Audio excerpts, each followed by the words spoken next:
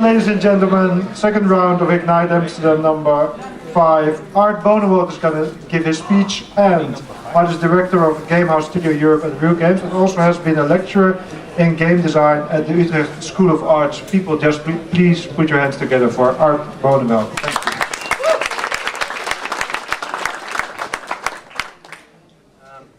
Thank you. Hi. So about a year ago, I started thinking about games a little bit differently. It mostly has to do with the difference between empathy and experience. And for me, it started a little bit with thinking or looking at games like Heavy Rain and Project Ico, where Heavy Rain basically disappointed me because it didn't do that much for me emotionally. And thinking about Project Ico, which is an older game, it moved me quite a bit more. So. And I remembered something Morpheus said about knowing the path and walking the path, and that's really the difference between empathy and a true experience. To explain this a little bit more, a few weeks back, I went to a restaurant in Rotterdam, and it was really a culinary experience for me. And the thing is, I could give you the menu, I could tell you exactly what I had, and still, you wouldn't really have the experience I had.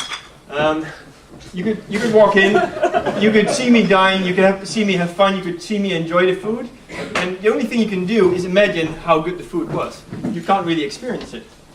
Because an experience is really knowledge based on sensations or observation of different sensations you have.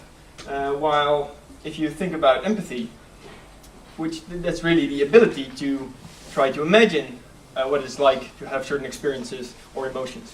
And there's a really big difference. Now, if I think about traditional media,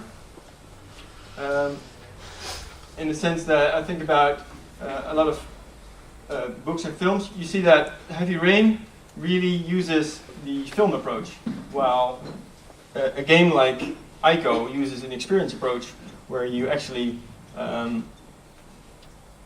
do an action over and over again, and that turns out into experience, and that moves you emotionally.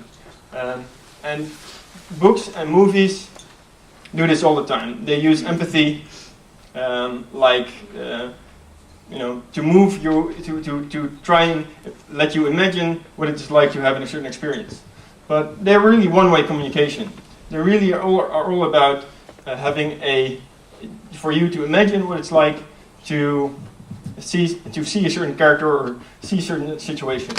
But if you look at games, they're all about a pattern which you do over and over again, and you have a chance to change something, to make a difference.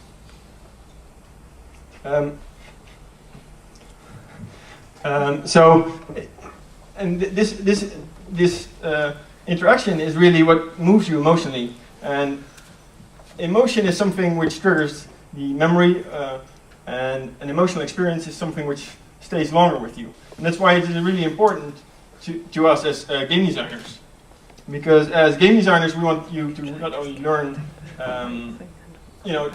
controls or mechanics, but we also want you to talk about the game, remember it, and share it with friends. That's why it's important to try and maximize the emotional experience for players. An emotional payoff is something where the maximal, it sticks the most with you.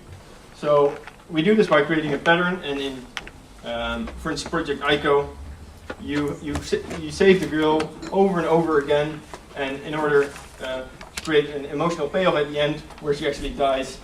Spoiler, but that's why the payoff is much bigger. So I think that's good because they use all the game mechanics to actually tell the story instead of using the actual story mechanics.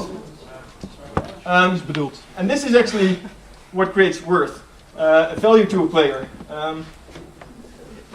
People want to have like an emotional experience. They need to care about what they're doing. It needs to make sense for them in gameplay. And if you have that, and people spend more and more time in it, invest time in it, it multiplies. And once that multiplies, once people actually realize for them what personally the worth is for them, and they use it over and over again, it becomes very precious to them. And once something is precious, people can, desire it or fear it. And once they fear it or desire it, you can toy with their emotions.